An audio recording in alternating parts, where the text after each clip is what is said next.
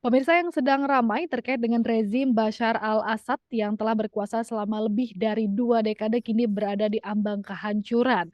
Karena pemberontak berhasil menguasai ibu kota Damaskus dan Presiden Suriah tersebut dikabarkan melarikan diri ke lokasi yang belum diketahui. Bagaimana dampaknya? Kita akan membahasnya bersama dengan pengamat hubungan internasional Universitas Pajajaran, Bapak Teguh Reza Shah. Selamat siang, Pak Reza. Selamat siang, salam dari Unpad di Bandung. Ini Pak, kita akan membahas terkait hal ini, bagaimana Anda melihat berakhirnya rezim Bashar al-Assad setelah menguasai Suriah lebih dari 20 tahun, Pak? Ini agak menarik ya. Ini saya harap bisa menjadi pelajaran bagi semua negara di dunia. Mereka harus menyeimbangkan antara pendekatan keamanan dengan pendekatan kesejahteraan. Jadi masyarakat itu harus diberdayakan sedemikian rupa sehingga mereka menjadi aktor dalam pembangunan. Kalau sekarang kita perhatikan konsentrasi pemerintahan adalah sampai minggu terakhir ini tidak stabil, selalu fokus pada pertahanan, tergantung pada perlindungan keamanan dari luar negeri. Konon tergantung pada Rusia dan juga Iran. Tapi bagaimanapun juga pemerintahan itu cenderung tidak stabil karena lingkungan sekitar Suriah itu terjadi perang, melibatkan Israel, melibatkan Palestina, juga melibatkan pasukan-pasukan pembebasan dari Hezbollah misalnya. Jadi berita yang terakhir yang saya ketahui adalah Presiden Bashar al-Assad sudah melarikan diri tanggal 9 Desember lalu, dan patut diduga beliau bertolak ke Rusia ya. Dan pada saat yang sama pasukan pemberontak sudah menduduki sebagian besar wilayah Syria termasuk ibu kota Damaskus.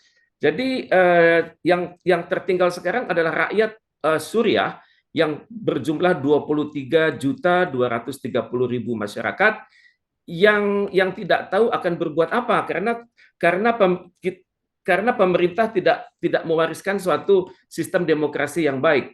Jadi yang kita ketahui sekarang adalah ada pertentangan antara masyarakat Sunni di Syria yang jumlahnya 74% dengan masyarakat Syiah yang jumlahnya 13%, dan sisanya masyarakat majemuk. Mereka masih sibuk menentukan akan dibawa kemana negara ini.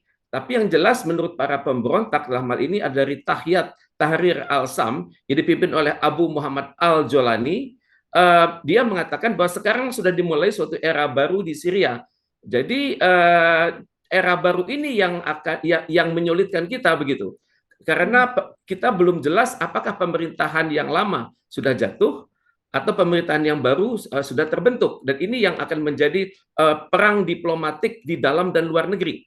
Misalnya siapapun bisa mengklaim bahwa mereka adalah pemimpin dari Suriah saat ini dan bisa mendapatkan dukungan dari berbagai kalangan di dalam dan luar negeri. Dan inilah yang ditunggu-tunggu oleh berbagai kalangan yang selama ini bersikap anti Suriah.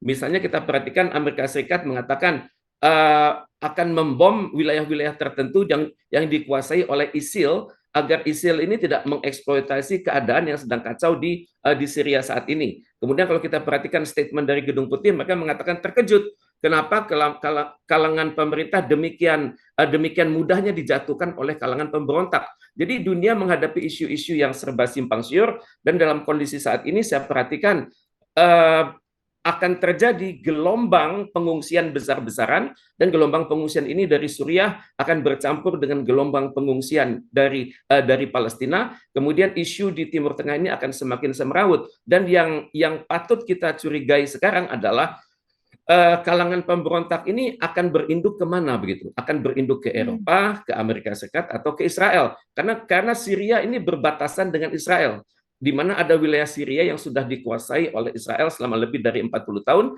namanya dataran tinggi Golan. Dan kalau dataran tinggi Golan itu saya perhatikan Israel akan memperkuat penguasaan militer di kawasan tersebut dan secara bertahap memasuki ke Suriah. Kalau dunia tidak waspada, yang akan terjadi adalah terwujudnya suatu wilayah baru namanya The Greater Israel, atau Israel yang lebih luas dari wilayahnya ada saat ini, dan mencakup selanjutnya Syria, dan akan selanjutnya melakukan operasi-operasi militer ke Yordania. Dan kalau hal ini terjadi, maka idaman dari Herzl bagi sebuah Israel Raya itu akan terwujud di mana wilayah baru tersebut akan mencakup Efrat, Tigris dan hingga Sungai Nil. Jadi saat ini dunia masih menduga-duga apa yang akan terjadi, tapi bagaimanapun secara yang terjadi sekarang adalah gelombang pengungsi besar-besaran dari Syria dan ini akan Hmm. menjadikan wilayah Timur Tengah semakin semrawut.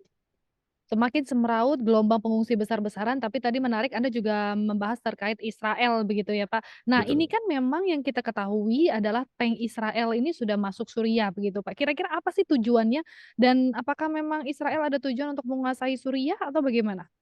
Israel tidak pernah mengatakan akan menguasai Suriah. Tapi kalau Hmm. kita lihat dokumen-dokumen sejarahnya, mereka mengincar wilayah-wilayah sekitar Israel saat ini. Syria, Yordania, kalau perlu lebih luas lagi masuk ke Mesir. Eh, Tentunya Israel akan mengatakan akan tank-tank itu digunakan untuk melindungi diri dari kekuatan-kekuatan di Syria yang belum jelas akan berafiliasi kemana. Dan tentunya yang terjadi sekarang adalah suatu perang diplomasi publik di mana Amerika Serikat akan menggunakan penguasaan informasi untuk mengatakan bahwa ada kekuatan-kekuatan yang anti Barat, kekuatan-kekuatan yang reaksioner, kekuatan-kekuatan yang revolusioner yang bertentangan aspirasinya dengan masyarakat Suriah sendiri. Kemudian Israel juga akan menggunakan momen ini untuk memperkuat pertahanannya, mungkin dengan mengatakan bahwa tidak mustahil Tahyat Tahrir al-Sam yang kelompok itu yang dipimpin oleh Abu Muhammad al-Jolani tersebut memiliki jalur-jalur hubungan rahasia dengan negara-negara luar seperti Iran dan juga wilayah-wilayah lainnya. Di dalam kondisi seperti ini yang terjadi adalah kebingungan. Saya perhatikan yang perlu dilakukan oleh negara-negara di dunia adalah memonitor hal ini dengan sangat hati-hati karena jangan sampai keadaan ini akan memicu perbenturan yang lebih luas di Timur Tengah. Jadi yang perlu kita waspadai sekarang adalah gelombang pengungsi akan terjadi, kemudian tidak mustahil juga akan terjadi juga penyerangan oleh Israel terhadap perbatasan Israel dengan Suriah yang ada saat ini. Karena Mhm. dikhawatirkan akan ada gelombang-gelombang pengungsi baru yang masuk ke wilayah Israel. Jadi hal ini harus kita sikapi dengan sangat baik dan terutama sekali pemerintah Indonesia harus bisa mendata jangan sampai ada mahasiswa Indonesia yang terjebak dalam konflik atau dalam istilah militernya namanya crossfire. Oke, dengan berakhirnya rezim ini sendiri, Pak, apakah ini akan berdampak kepada negara barat, Pak? Kalau memang akan berdampak, apa dampaknya? Tentunya negara Barat kan sangat berharap kan akan banyak Mhm. kekuatan-kekuatan di Timur Tengah itu yang tidak menentang mereka. Dan syukur-syukur kekuatan yang terwujud nanti adalah dekat dengan Israel. Kemudian juga mereka berharap bahwa nantinya akan ada gelombang rekonstruksi baru di wilayah-wilayah yang sudah hancur lebur di Suriah tersebut. Dan untuk itu kan akan ada lagi nanti pembagian tanggung jawab di antara negara Barat dan juga negara-negara di dalam kawasan Timur Tengah sendiri. Misalnya kalau berbicara rekonstruksi, maka nanti akan melibatkan negara seperti Uni Arab Emirat dan juga Arab Saudi. Kemudian juga untuk mencegah aksi-aksi terorisme nanti akan datang NATO dalam wujud yang lain. Kemudian juga untuk pengamanan perbatasan Israel Israel akan didukung oleh negara-negara dari Uni Eropa. Jadi intinya adalah keadaan saat ini sangat membingungkan. Kita hanya bisa melihat skenario apa yang terjadi. Tapi kalau saya perhatikan statement dari Gedung Putih, mereka akan melakukan pemboman atas wilayah-wilayah yang dikuasai ISIL. Walaupun saat ini kita tidak mendengar apakah ada ISIL di situ dan tidak mustahil ke depannya juga akan ada istilah-istilah baru di sebagian wilayah Israel, di sebagian wilayah Syria tersebut ada basis-basis Al-Qaeda, ada basis-basis dari ISIS, ada basis-basis dari ISIL dan juga ada freedom fighters dari banyak negara. Dan untuk itu Amerika Serikat akan melakukan aksi-aksi militer dan secara tidak langsung ini mengatakan bahwa dia akan masuk ke suatu wilayah negara yang belum jelas ujungnya. Karena saat ini belum jelas siapa yang memerintah di Suriah tersebut. Apakah perdana menteri atau adalah tokoh baru namanya Abu Muhammad al-Jolani. Dan untuk itu Oke. saya perhatikan langkah baiknya PBB untuk turun tangan, misalnya melakukan suatu sidang istimewa, melakukan suatu jejak pendapat ataupun Sekjen PBB menurunkan seorang pejabat tinggi dengan status sebagai observer karena jangan sampai keadaan ini memperburuk kehidupan perikemanusiaan di wilayah Syria tersebut. Nah, Bashar al-Assad ini kan sendiri dikabarkan ada di Rusia ya, Pak. Kira-kira kalau analisa Anda kenapa, dia ke Rusia dan apa yang ia lakukan di sana? Eh, Ini mengingatkan saya kepada Mhm. contoh sejarah ya. Dalam keadaan sudah terdesak dan sudah tidak ada inisiatif, mereka kembali kepada induk semang ya. Misalnya dulu Presiden Marcos lari keluar. Kemudian Raja Iran Syahansyah Muhammad Reza Pahlavi juga lari keluar. Kemudian sekarang Presiden Assad juga lari keluar. Biasanya mereka lari keluar itu adalah untuk membuat suatu pertama perlindungan diri, kedua juga untuk membangun suatu pemerintahan darurat. Ya, cuman masalahnya sekarang adalah apakah pemerintahan darurat tersebut akan didukung, akan tetap mendapat legitimasi di dalam negeri. Dan untuk itu kita melihat bahwa Assad ini tidak meninggalkan seorang pemimpin yang karismatis, tidak meninggalkan juga pemimpin yang punya kemampuan birokratis, dan juga tidak memiliki kemampuan untuk mengelola masyarakat Syria yang sangat majemuk ini, di mana patut diduga ya masyarakat Sunni yang 74% itu akan lebih cenderung berhubungan dengan kalangan luar Iran. Kemudian masyarakat Syiah yang 13% tersebut tentunya akan mencari-cari, bisakah kita mendapat dukungan dari Iran misalnya. Jadi dalam kondisi yang sedang kacau balau seperti ini akan memudahkan kalangan luar Syria untuk menggunakan momentum itu. Kita di Indonesia Mmm. menyebutnya adalah mengail di air keruh. Jadi yang saya perhatikan kemungkinan terjadi ada suatu pemerintahan baru, kemudian kalaupun diduga organisasi Tahrir Al-Sam ini tidak pro Barat, maka tidak mustahil organisasi ini akan digulingkan dan sehingga akan terjadi suatu kepemimpinan baru, atau tidak mustahil juga akan ada grup-grup baru di dalam negeri Syria yang langsung memproklamirkan diri dan mengatakan menginduk kepada misalnya negara-negara tertentu, tentunya dengan covernya mengatakan akan merujuk kepada hukum internasional, akan merujuk kepada UN Charter, kemudian pada saat yang sama, pada detik yang sama dibalas juga oleh negara-negara tertentu yang mengatakan mendukung rezim yang baru tersebut. Dan dalam perang informasi saat ini, hal-hal yang tidak terpikirkan itu mungkin saja terjadi dalam 24 jam mendatang. Nah, menariknya dari kepergian Assad ke Rusia ini kan tadi Bapak juga sempat menyinggung sedikit terkait dengan, induk semang dan lain sebagainya begitu ya, Pak. Tapi kan Betul. kemarin ada statement terbaru begitu dari, Presiden terpilih Amerika Serikat Donald Trump yang menyebut kepergian Al-Assad dari Suriah ini karena sebetulnya sudah tidak mendapat dukungan dari Rusia justru. Nah, Anda melihatnya gimana, Pak? Dalam kondisi pelik seperti ini, Mhm. saya pikir Assad ini akan merujuk kepada wilayah yang paling dikenalnya begitu.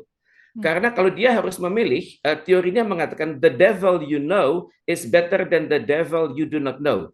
Kalau Assad harus memilih, dia lebih memilih Rusia daripada ke Amerika Serikat karena hubungan ketergantungan militer sudah sangat tinggi antara keduanya, di mana kita lihat dalam sebulan terakhir Israel berhasil membom suatu wilayah pangkalan militer yang selama ini dikelola oleh Rusia di wilayah Syria, dan dampaknya sangat besar keadaannya. Jadi dalam kondisi seperti ini ya tidak mustahil Assad ini larinya ke Rusia.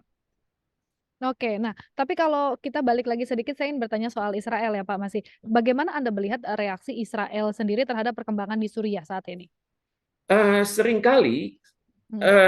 Israel ini memainkan banyak panggung ya, panggung depan dan panggung belakang. Kalau panggung depannya mengatakan bahwa Israel tidak ikut campur dalam urusan transisi kepemimpinan di Suriah.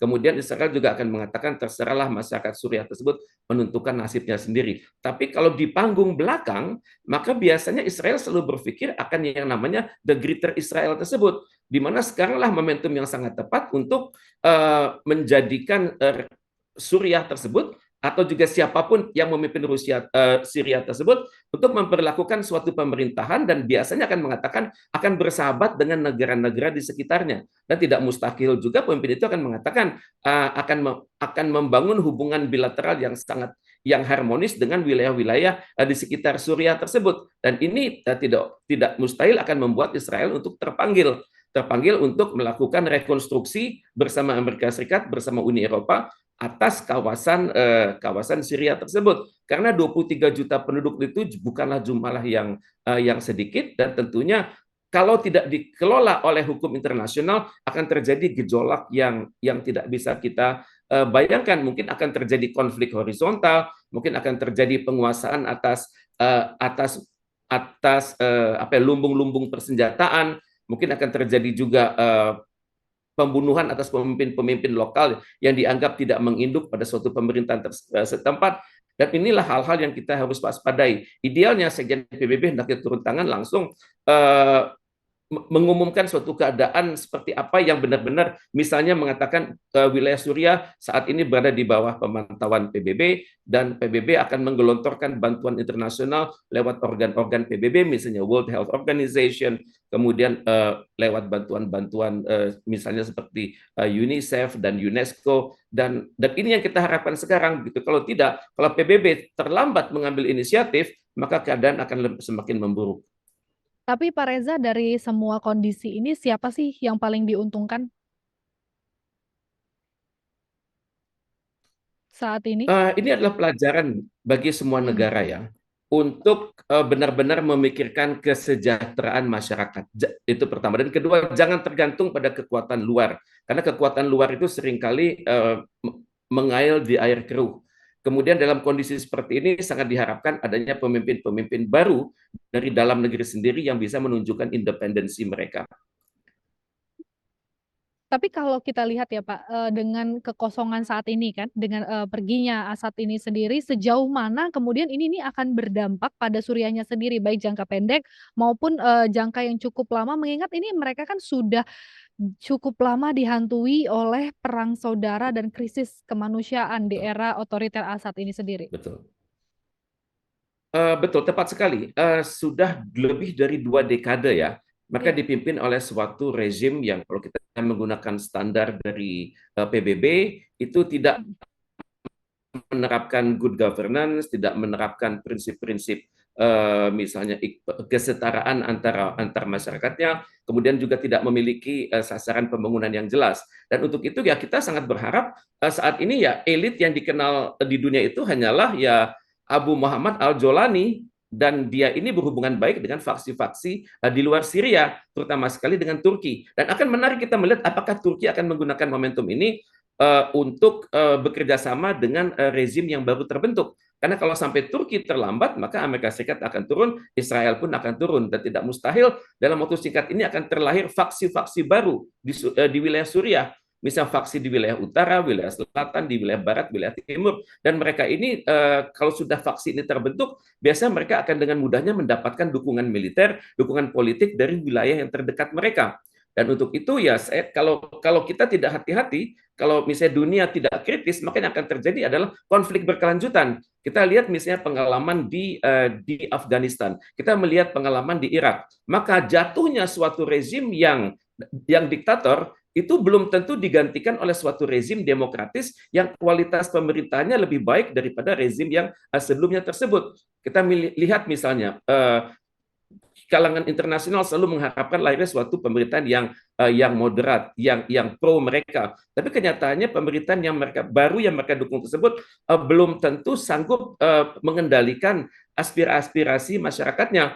Misalnya kita lihat banyak kekecewaan saat ini di Irak misalnya, karena ternyata keadaan saat ini tidak lebih baik daripada keadaan saat Saddam Hussein tersebut memerintah. Kemudian juga hal yang Mhm. sama juga di Libya, sehingga dampaknya adalah arus pengungsi yang keluar dari kawasan tersebut dan masuk ke kawasan Uni Eropa.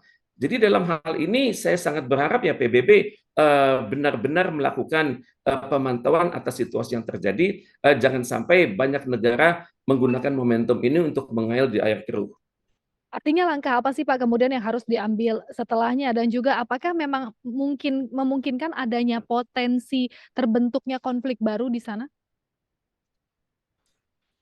Dalam keadaan yang membingungkan saat ini, Heeh. semua skenario itu mungkin saja terjadi. Misalnya sekarang organisasi yang saat ini paling berwibawa namanya Tahyat Tahrir Al-Sam. Tidak mustahil akan ada nanti sempalan Tahyat Tahrir Al-Sam di wilayah barat, di berbagai wilayah. Sehingga organisasi yang saat ini dapat dikatakan karismatis, kemudian mampu mengelola secara organisatoris, itu akan pecah. Dan pada saat pecah tersebut masuk ke faksi-faksi dari luar Syria. Ini adalah kemungkinan pertama. Kemungkinan kedua adalah Israel mencoba mengamankan wilayah perbatasannya dengan Suriah sehingga yang datang itu bukan hanya satu dua tank tapi satu kontingen tank yang membawa alibi bahwa mereka akan mencegah terjadinya serangan langsung dari darat atas Israel. Kemudian juga pada saat yang sama kita sudah lihat Amerika Serikat akan melakukan berbagai aksi militer atas wilayah-wilayah di Syria yang patut diduga itu dikuasai oleh ISIL. Padahal organisasi ISIL tidak banyak terdengar dalam konflik di Suriah selama setahun terakhir. Jadi banyak potensi yang akan terjadi, tapi yang sangat kita khawatirkan adalah nasib dari 23.230.000 penduduk Suriah. Jadi jangan sampai terjadi tragedi kemanusiaan yang baru di wilayah ini. Dan untuk ini saya sangat berharap negara-negara organisasi konferensi Islam, negara-negara non-aligned movement untuk melakukan suatu sidang darurat. Karena jangan sampai yang terjadi adalah tragedi kemanusiaan dan untuk itu nantinya akan menjadi masalah bagi dunia dan di wilayah seperti ini ya tentunya konflik di satu titik akan cepat merembet ke titik-titik yang lain dengan cepatnya. Dan untuk itu mohon kita waspadai bersama. Mohon OKI, mohon GNB melakukan suatu sidang istimewa. Kemudian juga mohon Indonesia yang kita sudah memiliki seorang wakil menteri yang secara khusus ditujukan kepada masalah-masalah Timur Tengah ini untuk mengambil inisiatif karena kalau kita terlambat mengambil momentum, maka momentum ini akan digunakan oleh berbagai kekuatan luar yang belum tentu niatnya itu untuk memuliakan masyarakat Suriah sendiri. Nah, terkait, hal ini Pak Reza mungkin terakhir ya, tadi Anda juga menyinggung terkait Indonesia sendiri. Apakah dari konflik ini yang terjadi saat ini ada dampaknya untuk Indonesia sendiri dan kalau ada apa dampaknya gitu, Pak? Dampak pertama adalah psikologis ya, di mana masyarakat sudah melihat bahwa suatu pemerintahan yang tidak memikirkan nasib rakyatnya itu akan berujung seperti ini. Dan ini adalah suatu gambaran umum yang menjadi pembelajaran bagi negara-negara di seluruh dunia. Jadi dalam hal ini konsentrasi itu hendak ditujukan pada aspek-aspek pemberdayaan masyarakat. Kemudian yang kedua adalah dampaknya adalah masyarakat Indonesia akan bersimpati kepada apa yang terjadi di Suriah ini. Kemudian juga yang selanjutnya mungkin terjadi adalah gelombang pengungsi seperti ini yang akan menciptakan rasa kerisauan dari masyarakat di seluruh dunia sehingga menciptakan suatu kondisi baru di mana dunia mendesak PBB untuk benar-benar turun tangan. Tapi bagi saya sebagai pengamat, ini adalah suatu pelajaran yang sangat berharga bagi seluruh dunia, terutama sekali negara yang sedang berkembang. Pertama, janganlah tergantung kepada pemerintahan asing untuk suatu pembangunan nasional. Kemudian juga suatu negara hendaknya benar-benar mengoptimalkan peran serta masyarakatnya untuk menjadi aktor dalam pembangunan nasional sehingga masyarakat itu tidak menjadi korban daripada perkembangan pembangunan tersebut. Yang selanjutnya lagi adalah idealnya semua negara di dunia ini benar-benar bekerja berdasarkan prioritas. Dalam hal ini berupaya membangun namanya ketahanan nasional, namanya kewaspadaan nasional sehingga suatu negara tidak dengan mudahnya menjadi sasaran ancaman, tantangan, hambatan, dan gangguan dari luar. Karena seringkali dalam kondisi pelik seperti ini tidak jelas mana kawan, mana lawan. Dan saya sangat berharap negara-negara di kalangan non-aligned movement dan juga organisasi konferensi Islam, juga negara-negara dalam kerjasama Asia, Afrika, dan Latin Amerika benar-benar mengambil pelajaran dari apa yang sedang terjadi di Suriah saat ini. Baik, luar biasa. Terima kasih sekali Pak Tengku Reza Shah, pengamat hubungan internasional Universitas Pajajaran atas informasi dan diskusi yang sangat menarik untuk kami Liputan Amnesia TV siang hari ini. Terima kasih Pak, selamat siang.